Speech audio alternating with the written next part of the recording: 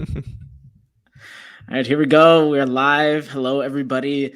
First things first, can you guys see me? Because we were having some discussions and Idan cannot see me on his end, so I'm trying to make sure that you guys can. We'll wait for a response. Either way, we are super excited to be here today, guys. We are going to be, this is our fireside chat. We are going to be talking through metaverse mechanics, kind of what makes Upland tick, things behind the scenes, rather. And today is really all about connecting the dots. We really want to kind of show you guys how all these things are planned to fit together, because I think sometimes people kind of get are a little bit misunderstood about how some of these mechanics impact the rest of the game. So especially as we're preparing for kind of the roadmap update later this week, we want to give you guys all the right information so that you can ask the right questions, get ready for that AMA, that sort of thing. So this is going to be a ton of valuable knowledge for you guys. We really hope that you guys enjoy it. And Loyal Doyle says, can't see Mort. Yep. Okay. Hold on. Let's see. One minute, guys. Yep.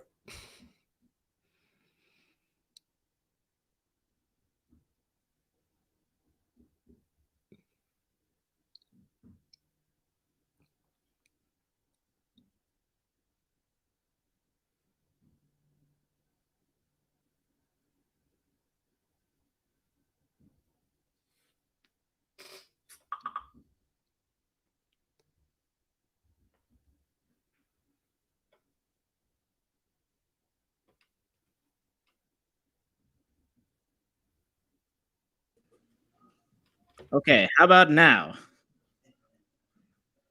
I see you. So that's All right, there we that's a go. small win. We've All done right. it. All right, give me 1 second, guys. Let me pull my deck back up.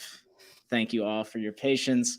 All right, we are back. So as I was saying, this is going to be all kind of about connecting the dots for you guys, letting you guys in a little bit more on how all this stuff works. So Idan, please, everybody, welcome Idan. Idan is our co-founder, co-CEO, and also acts as the head of product. He's the brain behind all of the inner workings of Upland. So, Idan, I talk about it, but the entire team is the brain. So, yeah. But I'm always happy to talk and elaborate because it's don't sell yourself short. Yeah, but as we all know, some of these things can get a bit complex, especially when you go to the kind of like the guts behind it. But I'm always happy to nerd out on things, so that's it's gonna be fun. Same here. All right, let's get right into it then. Today, guys, we're going to be talking about the car NFT. So cars are coming to Upland. Obviously, we've been talking a lot about this lately, and there's going to be a whole bunch of other systems that come alongside it. But Don, tell me about the car NFT. What are the most important things for players to know about right now with regards to cars? Yeah, so and again, happy to just deep dive into a bit of the tech stuff before we go more to the mechanic side. But Sure. we're introducing one of the more complex NFTs now to the Upland ecosystem, and the more elaborate these NFTs become, the more kind of like the structure behind it gets a bit more complex. And kind of like I think this is a good opportunity to go over just in high level in general what are the technicalities behind it. Sure. Not sure if people know or think about it, but with complex NFTs, basically there are immutable elements to them, which means these are things that are minted on the blockchain and cannot change. But then there are the mutable parts of it, which means things that actually data that can change with the right permissions given by the owner. So and again, like everything in Upland, we're going to start with baby steps. And the first thing that comes into play as we start manufacturing the first car NFTs in Upland is basically all the immutable parts of it, which is actually the guts of the NFT itself. And there are basically two elements in that NFT. Some elements go directly on the blockchain, and some go as metadata on IPFS. And this is a very standard way, basically, to expand NFTs into, again, just a very quick overview. IPFS allows us to basically keep rich data in a cost-effective way, but in a way that is still immutable. outside the blockchain. So what is going to go on the blockchain? Again, this is all the standard stuff, again, adhering to what we call the UNFT guidelines. And the blockchain will notarize basically the ownership, the classification of the car, which is a combination of the make, the year, the trim, and the color of the car. And then the actual mint of the individual car, and the max supply of its of kind of like that specific trim and color. And maybe a good point to note here, again, as we run mint numbers for cars, there's going to be individual mint numbers that are separate as a group for each make, year, trim, and color. So, for example, if we have a red, MV Series 1 R trim, right, and maybe we make 10 of these, right? So Right. that will be the mint number per that specific color of that specific trim of that specific year. So hope that's clear.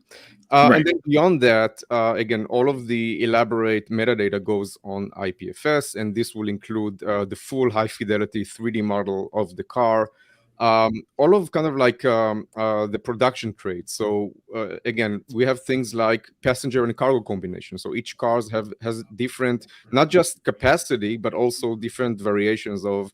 For example, if you take an SUV, you can imagine you can take maybe 5 or 6 passengers plus a small amount of cargo, or you can take only 2 passengers with larger amount of cargo in it.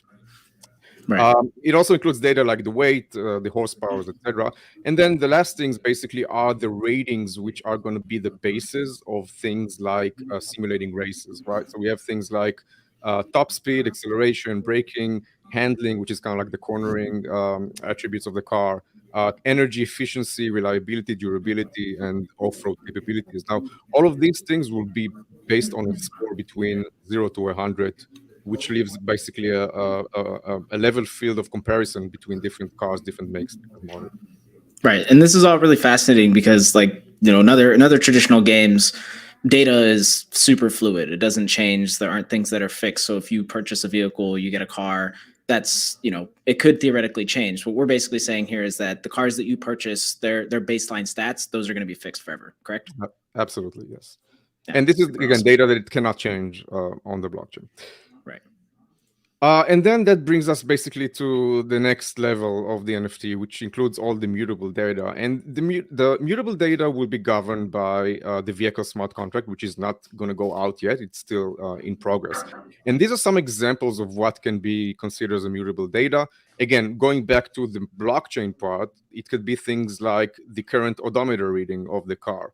Kind of like, what is its current energy status? So like, what is the current charge, or does it have a full tank of gas currently? Mm-hmm. And what kind of damage has it kind of like has occurred to it over its lifetime?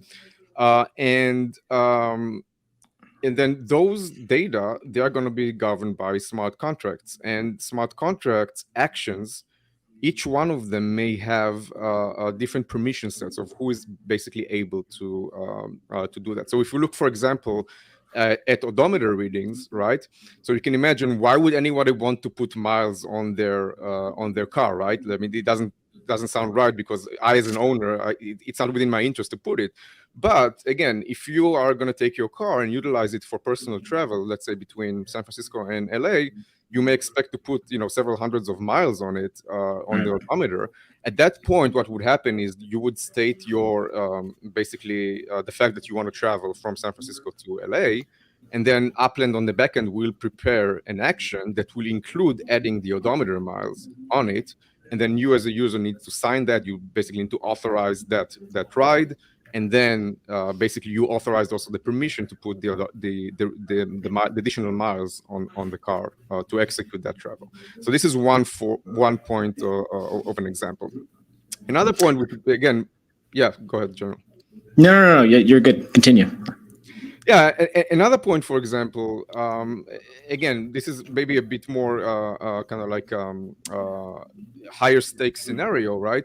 If I want to participate in a race, and again, the races in Upland will have different types of stakes in it. Some races will be for fun, and it's kind of like very low stakes. You don't put nothing to it, but the experience you gain as a driver right, is not very high, as opposed to, for example, very high stake races. They may be official races, they may carry monetary rewards, but then you also risk the fact that your car may get damaged during that race. In that point of time, just because we don't know going into the race if or how much damage there will going to be, these are the types of scenarios where you're going to surrender your car NFT to escrow in order to participate in a race, and then the body governing the race may inflict damage in certain scenarios to your car, at the end of which you get the car back. So this Right. is an example of how basically somebody would have the permission to add damage to your car. And Yeah, then, which is sorry, just to add, I think it's really fascinating because we're basically telling players your decisions matter, right? It's not like you can just do whatever you want. The things that you actually decide to do, the things you decide to engage in the metaverse are going to have an impact on, your assets, on how they develop and how they change. absolutely. And then going into some things that are basically, again, it's not really technically right to say mutable on IPFS, because IPFS is not mutable. So basically, Right. when we do additive information to IPFS, it's always going to be additional, right? So it's going to be more and more information printed, not you, because technically you can't change IPFS records. So these are things like when we want to reskin a car, right? Or we want to do an aftermarket enhancement, or we want to add racing history to the car. This is all going to be done on IPFS as additive records.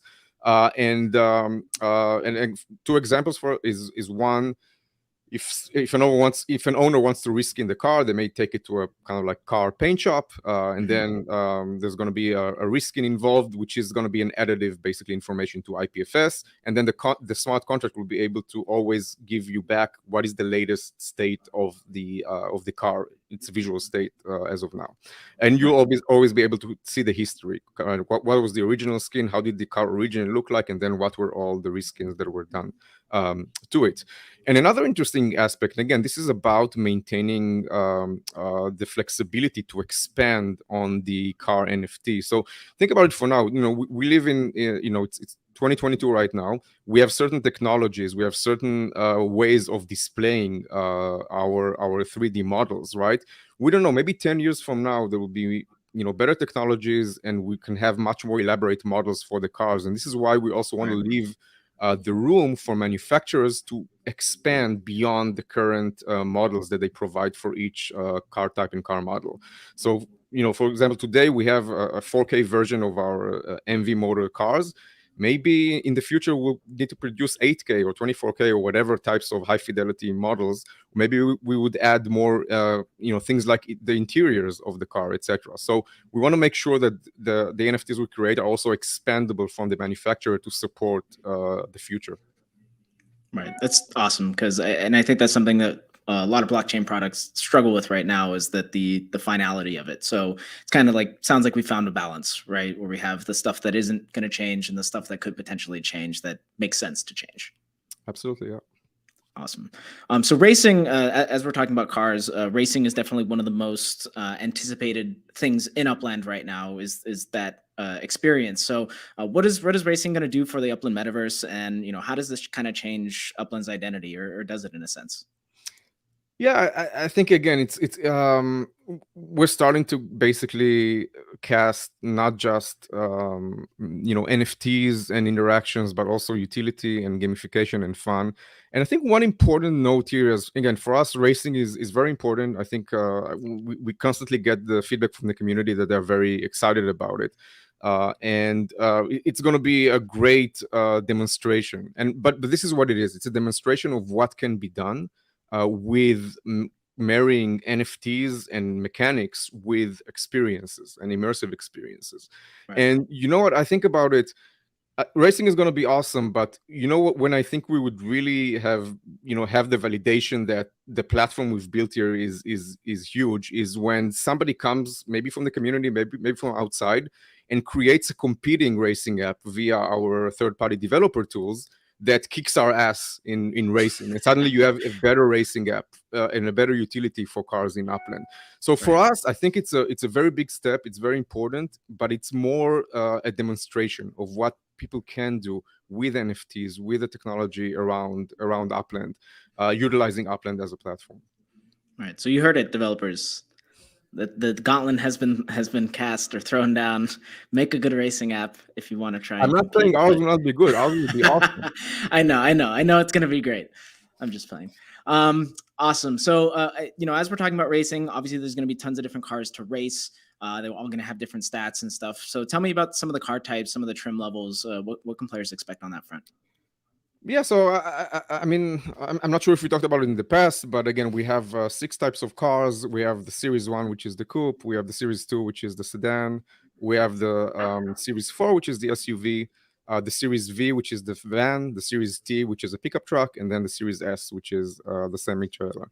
And again, all of these cars have different rates, and all of them are going to be made obviously public. And different types of cargo and passenger hauling capabilities. So that basically strengthens again the utility that cars have in Upland.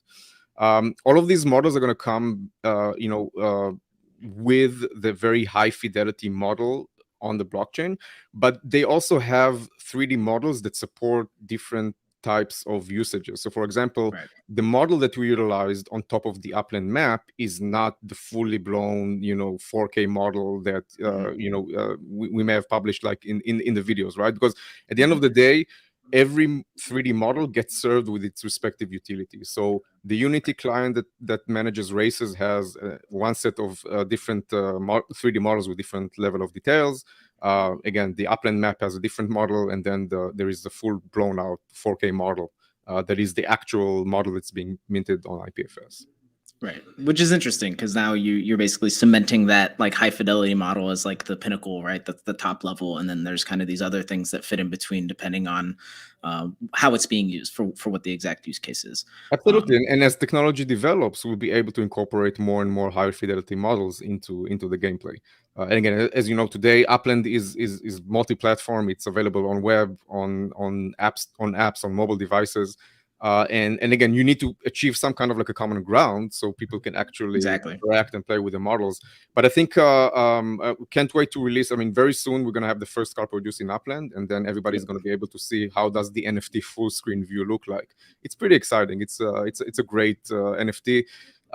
Again, mobile first, interactive. You'll be able to inspect it. You'll be able to kind of like play around with the scenery. So it's going to be awesome. Absolutely. And guys, if you haven't already been made aware, we are going to be doing the Cars Silent auction starting today. Details should be coming out about that very shortly if they didn't already. So if you want to get involved in that, try and get your hand on one of the first 21 cars. You will definitely want to participate in that. So I think we've talked enough about cars. Let's talk about a little bit about manufacturing. NFT manufacturing is going to be a big system coming to Upland, but I don't think players have really grasped the importance of what manufacturing is going to do because it really does impact a whole lot beyond cars, right? We have outdoor decor, structural ornaments. There's going to be other 3D objects that live on top of the map. So tell me a little bit more about the manufacturing process, how that works in the metaverse, and then also if you could kind of explain that in the context of cars, because that makes sense right now. Yeah, absolutely. And again, going back to the very base mechanics, and any 3D item in Upland that is manifested on top of the map needs to be produced using and manufactured using the Spark token. And these relate to, again, items currently on the roadmap that are cars, outdoor decor items, and structure ornaments. In the future, there may be other types of these NFTs. And yeah, and again, everything goes to the fact that in order to produce it, you need to have manufacturing plants. And this is Right. the first, up until now, when we've run things like, let's say, the community contest for designing structure ornaments, these were kind of like simulated in the back end and kind of like compensated with the usage of Spark. But now we're getting to the real thing. And this starts with the genesis of cars. Cars are actually going to be produced in the manufacturing plant in Santa Clara. And this is going to be again following the exact same mechanics that other people who manufacture other items are gonna follow. So actually, when we launch manufacturing, it's pretty cool. You can actually go to the factory, you can go into it, and you will be able to see the manifest basically of the production queue of the car. So how does manufacturing actually work? So let's kind of like take this beyond the car NFT, and let's look at things like outdoor decor and structure ornaments, where Sure. the players are going to be the ones responsible for manufacturing these items. So kind of like how does it go? How does the flow go as a player, right? So first of all, you need to get your hands on a factory, right? So either build one or acquire one that's already been built. And again, factories are going to be new types of structures that we introduce. And they are kind of like their downside is that they can't serve as living units, and we'll get to that a bit later today. But their upside obviously is that they can be used to manufacture items in Upland. So again, you get your hands on a factory, you set up a meta venture for manufacturing, and then you'll need to basically approve not just the 3D models that you want to manufacture, but also their kind of like their variety, their max mints, etc. Kind of like this is almost like a contract between the manufacturer and the community that they're selling to. Because again, if I decide that I want to make 1,000 instances of a specific item, once you've exploited those 1,000, you will not be able to manufacture anymore without making significant changes to them. So again, once everything is approved, right, you basically have the items that you want to manufacture, and at that point, the team would have priced your items in Spark hours, meaning how much Spark you need to invest to produce each and every one of these items. Then the next step for you would be to draw an inventory lot, right? So the way it goes, the properties that the factories are on also serve as inventory lots for produced items, right? So you'd want to draw the biggest rectangle you can on the empty side of the property that you build the factory on.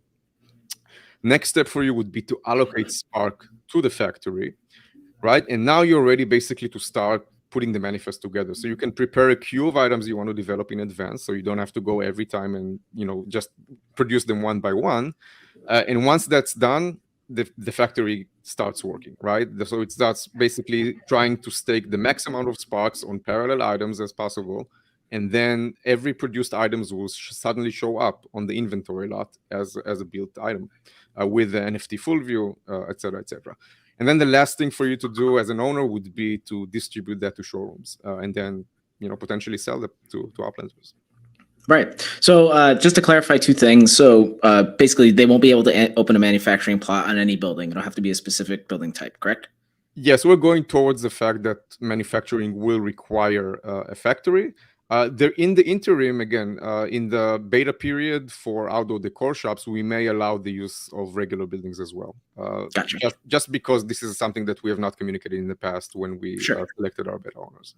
Awesome. And also, I think this may be new information. I'm not sure, but just want to make it clear that showrooms are not specific to cars, right? Showrooms are going to be basically served for all types of 3D manufactured objects. Absolutely, yes. Awesome. So who can be expected to have access to manufacturing? Is this going to be open season? How is this going to work? Is anybody going to be able to open a manufacturing plant or build one? Yeah, it's open. You absolutely need to register for it, right? So it's going to be any player that has been KYC'd would have the opportunity, and given that they have a factory that they can operate manufacturing from, yes, they would be able to register when we go to basically open beta with manufacturing. And again, the first two things would be outdoor decor items and then also structure ornaments as well. But anybody will have an equal opportunity to participate in this economy. Granted that you would need to have original designs for your items, right? So maybe it means if you have the design skills and you can produce 3D items, that's great. If not, you may want to team with other designers or outsource it to anybody else. But basically, again, there are not going to be any restrictions for anybody who wants to manufacture items in Upland. Awesome. And that kind of creates that dependency too that you were talking about, working with other players, collaborating together and actually kind of creating that service economy inside the metaverse, which I love. Yeah, absolutely. And then there are going to be other consideration again, because we're now starting to tie the dots, and you're talking, and when we manufacture something, right? If I only have one plant, let's say in San Francisco, and I want to sell it in New York, I would have to somehow move it there, right? Using either a truck or some other means of transportation. Eventually, once we introduce cargo hauling into Upland, which may mean, okay, now you have a consideration. Maybe maybe it's better for me to open another plant in the East Coast and manufacture there as well and split up my manufacturing. So again, there's going to be a lot of economic elements in play and a lot of considerations for people to kind of like optimize how they handle manufacturing and the economy in Upland. Absolutely. You kind of covered it a little bit, but I do want to go a little bit deeper just on user generated content. Obviously, manufacturing is going to have a huge impact on players getting their content, their creations actually into the Upland metaverse. So tell me a little bit more about that. How is this going to impact kind of the overall economy in that sense? Yeah, so again, user generated content is again something we really want to push forward in the very short term in Upland, and this not only limited to other the core items and structure ornaments. Eventually, we would want to give players the option to run their own car production manufacturers under their own brands. Right. Obviously, it can't be like a real world brand. It would have to be kind of like a homegrown brand, and it would have to include original designs of cars. And there's going to be a system in which you basically, as a player, can stake spark to make your cars better and better in terms of what you can produce, right? So it's not that you can go and suddenly produce a supercar day one that has Right. all like 100 All the best. Yeah. ratings, etc. Yeah. So that's one thing. But then the other element, which I think is very cool, is about, and again, it ties back to the fact that a lot of people have been probably asking themselves, why isn't there more structure variations in Upland? And again, one of the reasons that we definitely see that as something that is delegated to user created designs, where not we are responsible for the structures that are being introduced to Upland, but the community is. And Right. that also ties back to basically our governance mechanisms, which we maybe is a good point to touch on. Yeah, we'll definitely talk a lot more about governance in a few minutes. All that sounds awesome. I think the introduction to UGC is going to really change how the metaverse feels and kind of the identity of the players there, right? Because they're going to have more of an impact on how things look, how things feel. I think it's going to be really awesome. I can't wait to see all of the stuff that they're going to generate. And if you guys haven't checked out some of our previous user-generated contests, go check them out on the website. Our community has done a fantastic job, especially in the most recent building contest that we did for the individual cities in Upland, which is kind of our first test at that. So that was a really exciting thing to be able to do for you guys. So I think we've talked a lot about manufacturing, but obviously once these objects get manufactured, there's going to be going to need to be a way to manage all of those 3D objects. So tell me a little bit more about that. How is that going to be represented? How are 3D objects going to actually be living on top of the Upland map? And what can players expect when it comes to the management of those types of assets? Yeah, absolutely. So let's maybe separate it into two phases, right? One phase is kind of like the end game, and this is when we're going to have cargo hauling capabilities in Upland, right? The ability to actually move physically items. And at that point, basically what separates the need to haul cargo is our cities, right? So if I need to move an item from, let's say, San Francisco to LA, that will need to be hauled there. Using and again, the first means of hauling would be cars and trucks and vans, etc. And again, depending on the size of the item you're trying to move, that would have an equivalent requirement for the capacity of what is basically the means that haul it. And then at that point, as a player, right, when you own a 3D item, and it doesn't matter if it's a car or an out of the core item or anything else, within that same city, you'll be able to just move it in between properties that you own. And this is also includes newly introduced features that allow players to basically manage multiple items on a single property and kind of like add them. As long as there is capacity for the actual property to include those items, they'll be able to move it there and kind of like arrange them to their liking on properties. And this brings also the mechanic of when you acquire an item for the first time, and it can be either if you go to a showroom or you swap it with another player for a different item that you own. At that point, as a precondition for allowing the transaction to happen, you will need to place it in one of your properties within the same city that you're acquiring that item from. Right. So at any point in time, you will be able to just move your items around within the same cities, within the properties that you own. Again, once you want to move it to another city, that's where basically hauling comes to place. And again, it is most likely that until we have the cargo hauling mechanisms, we will allow the free movement of items in between different cities, just because there is not the capability to move it yet. Right. So the first phase would probably allow people to just move their items around.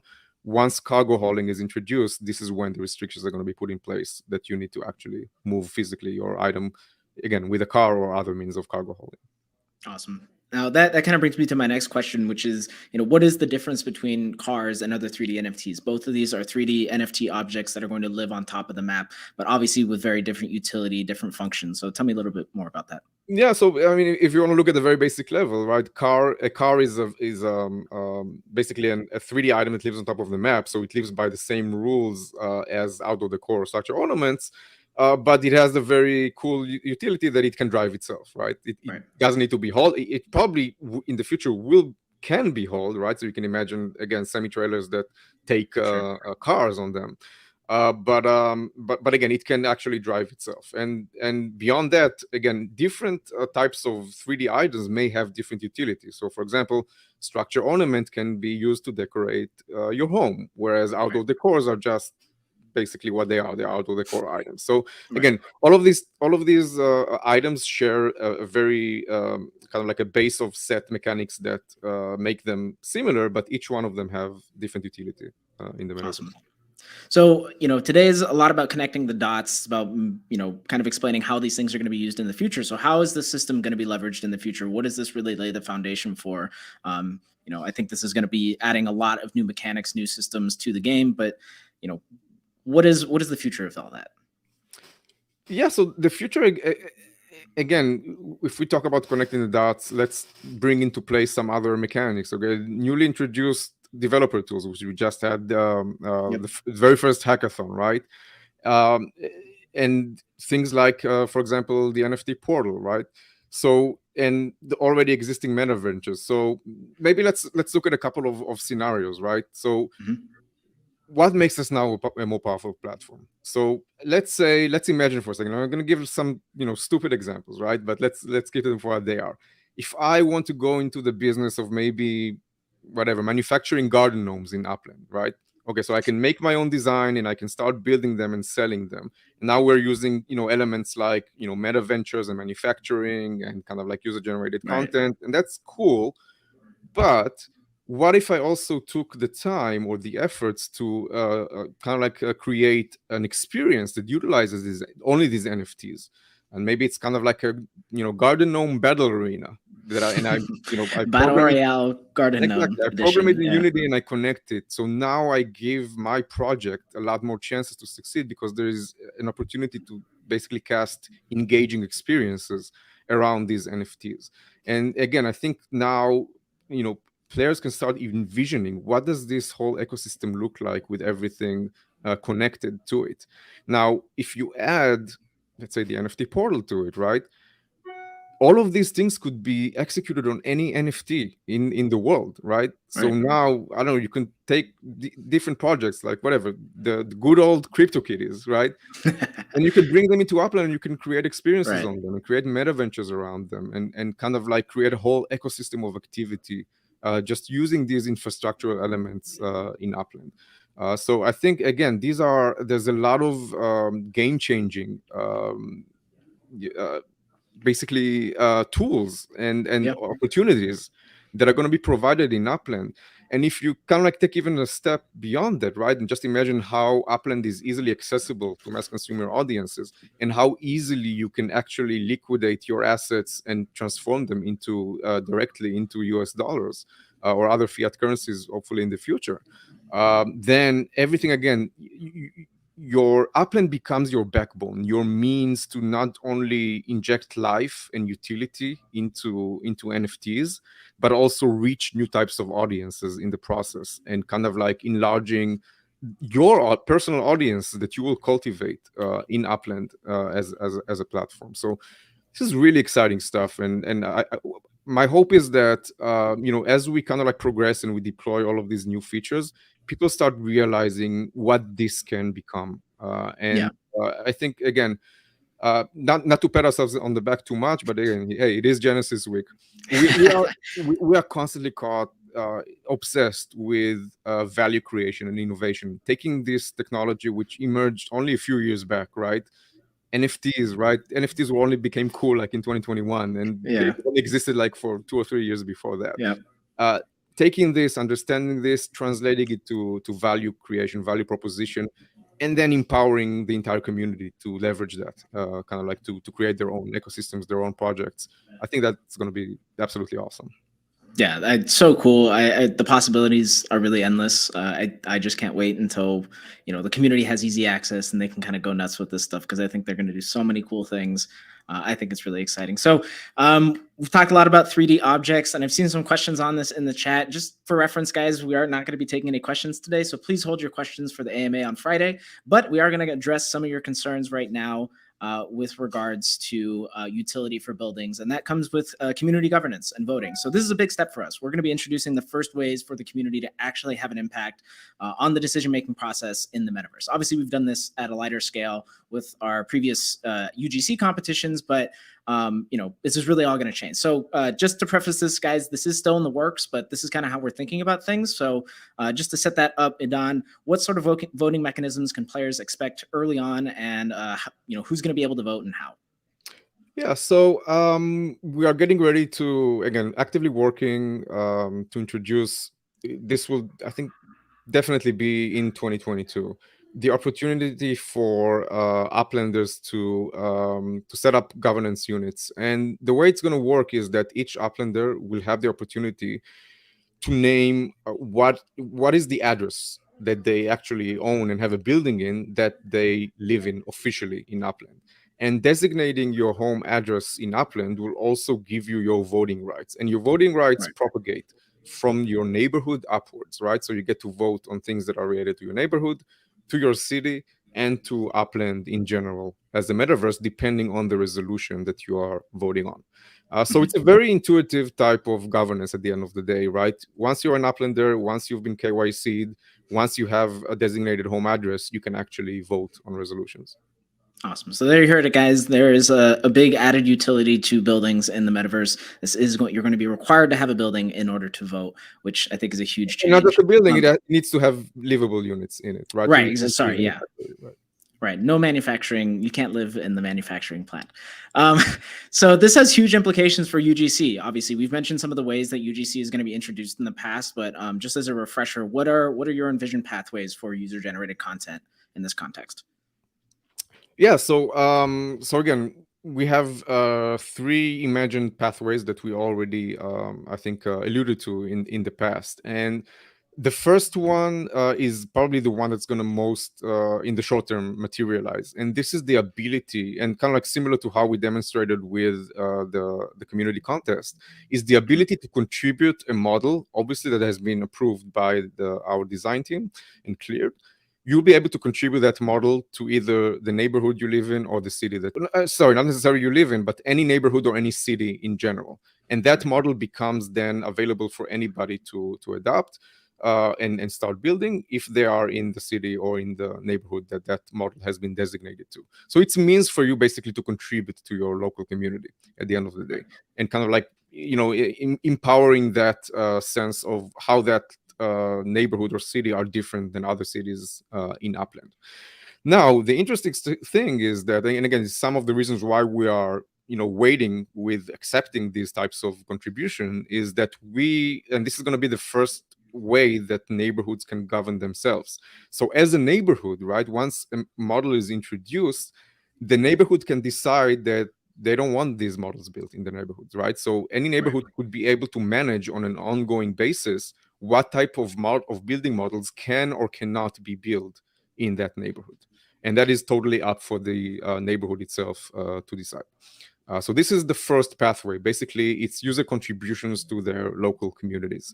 The second pathway, which we alluded to in the past, is replicating the real world, right? So if I want to replicate what's in the real world on this specific property that I own, there will be a way for you to submit a model, get it approved, and then have it built, kind of like mimicking the real world. And then the third pathway would be through meta ventures. Right. And we are again, what's envisioned there is a meta venture called basically the structure blueprint, or the kind of, I don't think we have an official name Official for it. name. An official name We for go it, with Blueprint. Blueprint works. but basically, these are means for architects to design their own buildings and then sell them for Mhm. Uplanders. So anybody who basically buys the design is able to build that, unless a neighborhood has designated that design not to be accepted, Right. not to be accepted. Oh, So these are the three kind of like pathways for user-generated structures to make their way into the Upland universe. right. And I think this adds, just with one of those pathways with regards to voting on what models, like that adds a whole bunch of utility and power to nodes that haven't really existed in the past. I mean, nodes are one of the most popular ways to socialize in Upland right now. So governance really adds a whole layer of depth to those communities. So, what sort of impact do you see the system having on nodes? I could definitely see them kind of growing and becoming a lot more emboldened and powerful in the future. Yeah, and I think it's all about we've used the term in the past, right? We want to empower the notion of virtual locality. Why does it Right. matter that I'm in one place rather than another? Why is it important if this is my living? This is where I live, kind of like in Upland. And Right. we've started this all the way back when we introduced travel into Upland, right? So Upland, I think, is one of the few metaverses I'm aware of that actually, there's a meaning to travel. You can't just magically teleport from one place to another.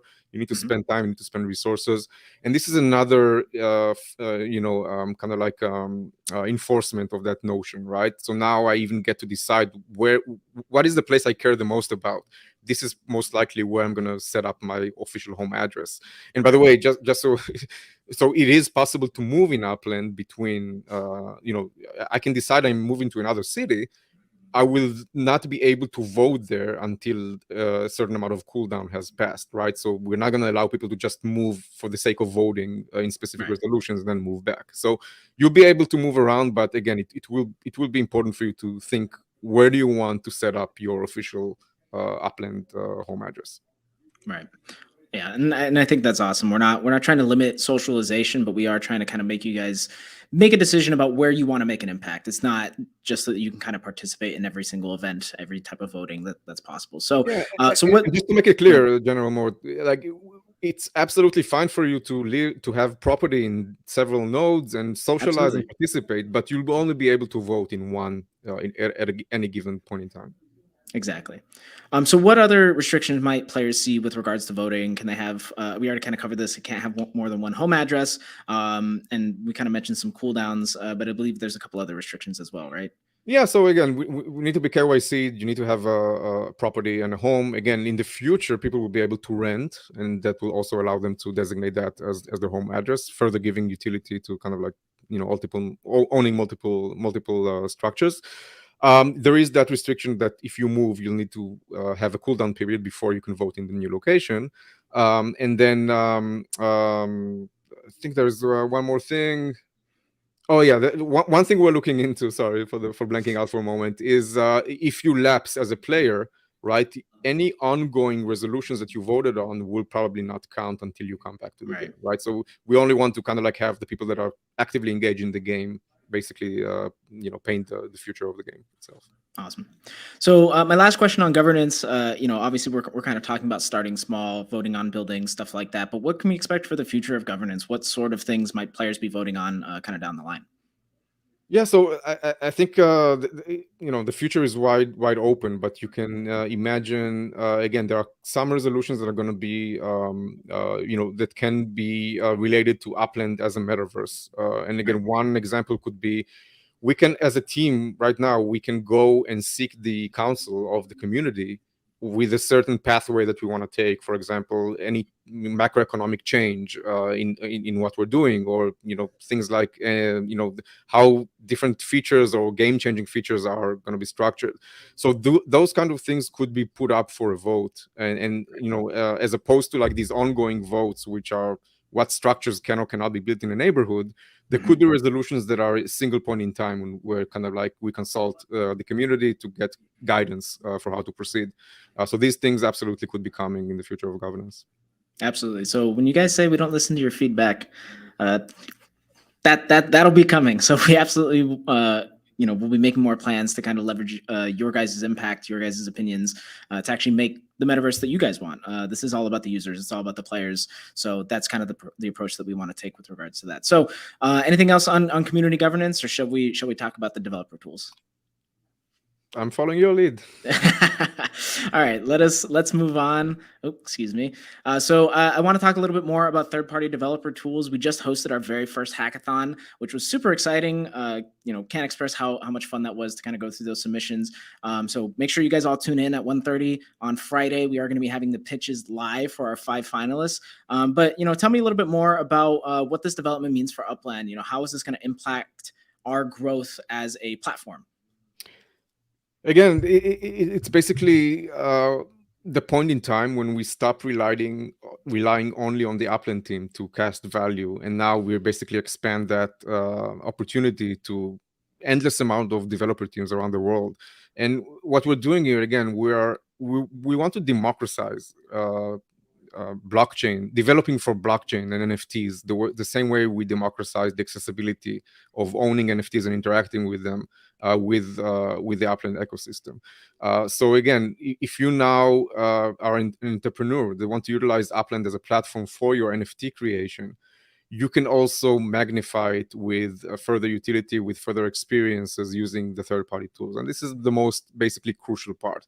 It's a point in time where at the end of the day, again, I always go back to the fact that whenever we try new initiatives that pull in the community and give the community the chance to create and create value in Upland, we are always blown away. And basically the capability of the masses, of the entire stakeholders in Upland, will always outdo the capabilities of our existing Upland team. And this is a key point here, because once you undo this, right, you open up the possibility of exponential value injection into this platform. So this is the main root thing that goes behind it, moving Upland from what used to be only kind of like a game or an experience or a metaverse that is basically controlled by one team, opening it up to the opportunity for value creation by an endless amount of teams working to basically increase the value of every stakeholder that participates in Upland. Again, I can't stress enough how huge this can become. And we are taking the first steps. And, we've been talking a lot about developer tools. We've been promising them for quite a bit. And it's game time now. So it's going to get here pretty soon. And again, it starts small and it's going to expand ever since. Yeah, it's so cool. I think this is has such huge implications for the creator economy, for ownership of assets and the freedom to do whatever you want with your assets. I'm really, really excited to see how people can leverage all of the things that we're adding and building and introducing to the metaverse for their own purposes, to create their own new experiences, stuff that's entirely unique to something that they want to do. I think it's amazing. So with these new tools, I mean, what does this exactly give the developers to do, the ability to do? We've talked about the escrow and resolution services a bit in the past, some of our announcements. What exactly does that mean, though? It basically means that we are going to allow third parties to utilize people's assets with their explicit permission, right? So at the beginning, it's just about the ownership. So the current escrow services just allow people to move assets into escrow and then have the third-party developer resolve them. But then in the future, these assets will be able to be utilized by the third-party developers. So now you can go into more elaborate features, such as, for example, a competitive racing client for Upland, right? So you no longer have to rely on us as providers of racing. People can create their own racing experiences using cars and using the escrow services. And that's, again, it's just a crucial point, because it basically, any developer that has any knowledge in working with APIs can now actually create experiences for truly owned digital items, such as whether they are fungible or non-fungible. Yeah, it's so cool. I mean, you could think of you could almost have your own Pokemon or something like that in the metaverse. I can manufacture Mort pets and then take that and turn that into a battle arena game on the side. I think that this introduces so much fascinating utility to all of these different types of NFTs. And I really just can't wait to see what people are going to do. I think it's going to be absolutely amazing. All right, so the last part of our presentation here, guys, is about the NFT portal. And oops, hold on.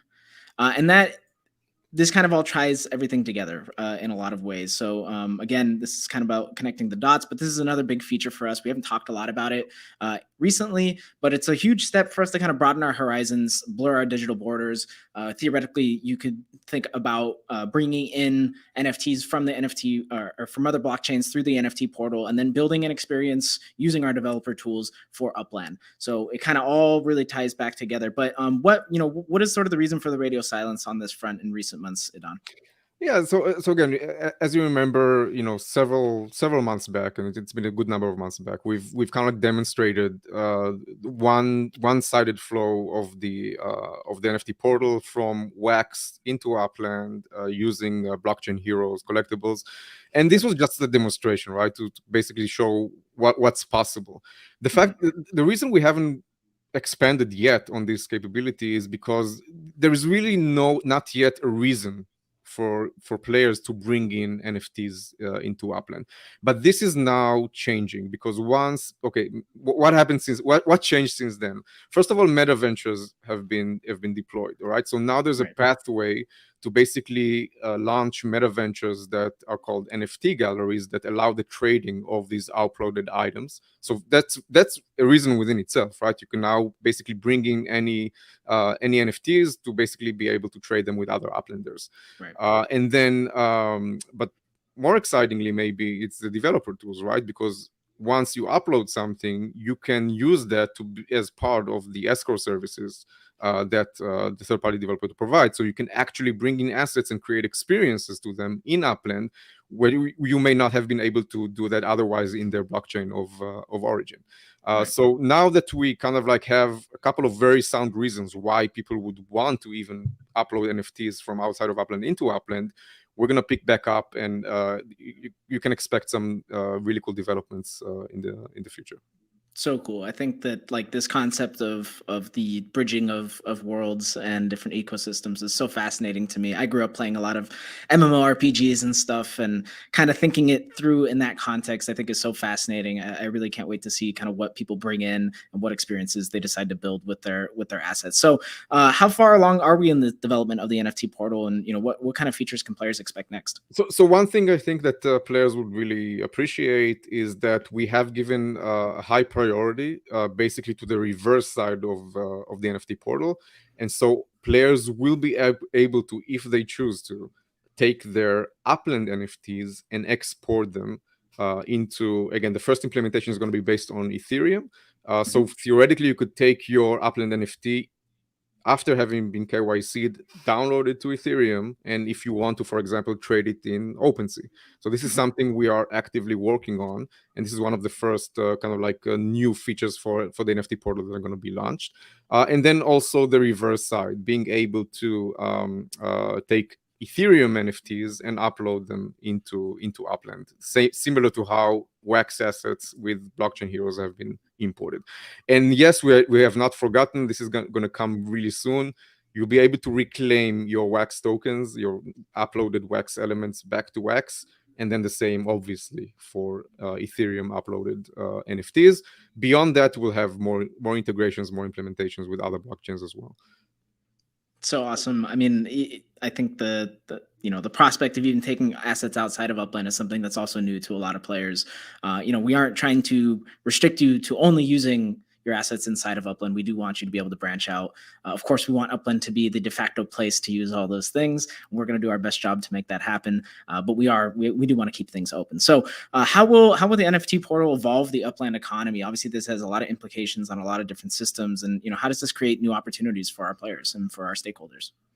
Again, I think once it's implemented and deployed, I think you're going to see, and again, that's my expectation, you're going to see now people utilizing Upland because this is the place where they can get NFTs into and create experiences around them and do cool things like, once everything is basically connected, right?